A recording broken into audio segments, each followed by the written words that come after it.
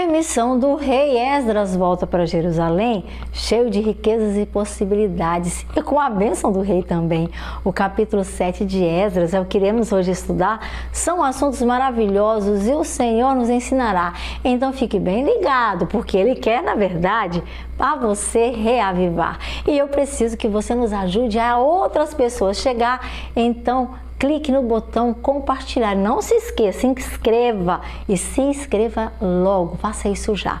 Aconteceu depois dessas coisas que Artaxerxes, rei da Pérsia, naqueles dias, ali vivia Esdras, que era filho de Seraías, filho de Azarias, filho de Ilquias, filho de Salum, filho de Zadok, filho de Aitube, filho de Aimarias, filho de Azarias, filho de Meraiote, era filho de Zeraías, filho de Uzi, filho de Buqui. De Abisua vinha sua filiação, ele era filho de Finéias, que era filho de Eleazar, filho do sumo sacerdote Arão. Este Esdras veio da Babilônia, ele era um escriba que conhecia muito bem a lei de Moisés, dada pelo Senhor em anteriores dias. E o rei lhe tinha ajudado, e o rei lhe concedia tudo o que ele precisava, tudo o que ele pedia, pois estava sobre ele a mão forte do Senhor bem naqueles dias. Alguns dos israelitas, inclusive sacerdotes, levitas, cantores, além de muitos porteiros e do templo outros servidores, também foram para Jerusalém no 7º ano do reinado, quando Artaxerxes mantinha o seu povo por seu poder governado. E Esdras chegou a Jerusalém no 5º mês do 7º ano desse reinado. No primeiro dia do primeiro mês, a Babilônia ele deixou, e no primeiro dia do 5º mês, lá em Jerusalém, Esdras chegou, porquanto a boa mão de seu Deus sobre ele estava, pois Esdras era decidido e a lei do Senhor ele muito estudava. Dedicou-se também a praticá-la, dedicou também a ensinar os seus decretos e os mandamentos aos israelitas que já estavam lá. Temos aqui uma cópia da carta que o rei Artaxerxes entregou ao sacerdote e escriba Esdras, que era conhecedor dos mandamentos e decretos que haviam sido dados pelo Senhor. Artaxerxes, rei dos reis, a Esdras, sacerdote de verdade, escriba da lei do Deus dos céus, desejo paz e prosperidade, que qualquer israelita em meu reino, isso eu estou decretando, inclusive sacerdotes e levitas, que ir aí a Jerusalém com você esteja desejando, poderá fazê-lo livremente, porque agora eu estou ordenando. Pelo rei, pelos seus 7 conselheiros, você está sendo enviado para que em Judá e em Jerusalém, com respeito à lei do seu Deus que está nas suas mãos, seja pontualmente investigado.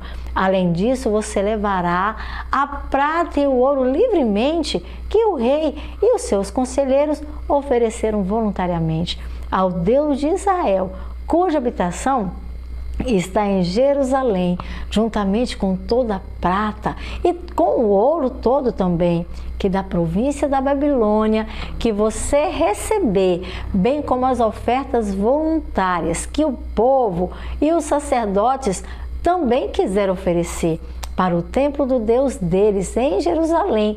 E com esse dinheiro você pode comprar novilhos, carneiros, cordeiros, compre tudo o que precisar para as suas ofertas de cereal e de bebida, e sacrifique tudo isso no altar do templo de Deus em Jerusalém. É a ele que se deve ofertar. Você e seus irmãos poderão fazer o que acharem melhor com o restante da prata e do ouro, de acordo com a vontade do seu Deus e Senhor.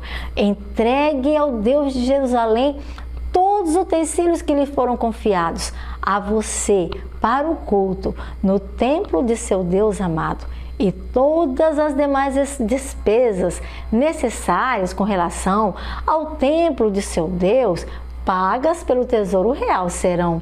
Agora eu, rei Artaxerxes, ordeno a todos os tesoureiros do território e a oeste do Eufrates que sejam bastante ordeiros, forneçam ao sacerdote Esdras tudo o que ele precisar, porque ele é escriba da lei do Deus dos céus. Faça tudo o que ele solicitar. até 3,5 toneladas de prata, 100 tonéis de trigo de qualidade, 10 barris de vinho e 10 barris de azeite de oliva e sal. Entregue a ele à vontade tudo que o Deus dos céus tenha prescrito, que se faça com presteza para o templo do Deus dos céus. E façam isso por gentileza, para que a sua ira não venha contra nós supostamente, nem contra o império do rei, nem mesmo dos seus descendentes. Saibam também que vocês não têm autoridade para exigir impostos, tributos ou taxas de nenhum sacerdote dali, nem levita, porteiro e nem de nenhum cantor e de todos quantos trabalham neste templo, que a Deus seja um servidor. E você, Esdras, com a sabedoria que o seu Deus tem lhe dado, nomeie juízes para ministrarem justiça, nomeie também magistrados aos que a oeste do Eufrates, aos povos que vivem por lá, a todos os que conhecem as leis do seu Deus, e aos que não ainda conhecem você deverá ensinar. Aquele que a lei do Deus de você não quiser obedecer e a lei do rei seja punido, esse deverá morrer. Ou com o exílio, ele poderá sofrer alguma sanção, ou então com o confisco de bens, ou até mesmo com a prisão. Bendito seja o Senhor, o Deus de nossos antepassados, que pôs no coração do rei o propósito de fazer honrado desta maneira o templo do Senhor em Jerusalém e o reconhecer sagrado. E porque por sua bondade levou o rei, os seus conselheiros e os oficiais a nos abençoar desta maneira, poderíamos nós pensar em mais? Como a mão do Senhor meu Deus esteve sobre mim, então eu tomei coragem. E alguns líderes de Israel, eu também me reuni para me acompanharem e fossem comigo para esta viagem, enfim. Que final lindo! Não chegamos ao final do livro de Esdras ainda, mas veja bem, tantas coisas estavam dando errado. Agora o rei chama Esdras, dá uma carta para ele, fala, vai lá, filho, ó, pode levar essa carta, você tem autoridade para pegar dinheiro, trigo, azeite, o que você precisar, ouro, prata, para a obra do Senhor, para que o Senhor não se ire, porque eu também quero ser abençoado. Nós abençoamos as pessoas através da bênção que Deus nos dá. Se Esdras fosse infiel, o rei Artaxerxes não teria sido abençoado. Nós temos que lembrar que nessa história toda entra 3 reis. Primeiro Ciro, depois Dario, depois Artaxerxes. Cada um dos reis reinou um tempo e estavam nesse processo de construção do templo de Jerusalém. E todos eles tiveram bondade, né, em permitir, em colocar ali sua mão, seu poderio e seu jeito para que aquele templo fosse construído.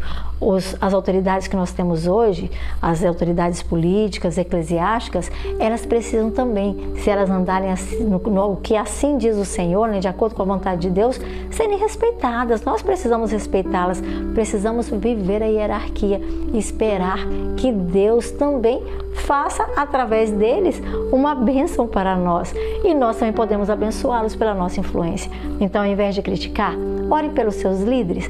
Ao invés de virar as costas, tente ajudar de alguma forma e que o Senhor teu Deus te abençoe, te ilumine e te sustente com fidelidade, que isso é a especialidade dele. Nós nos vemos amanhã para o capítulo 8 de Esdras. Que Deus te abençoe.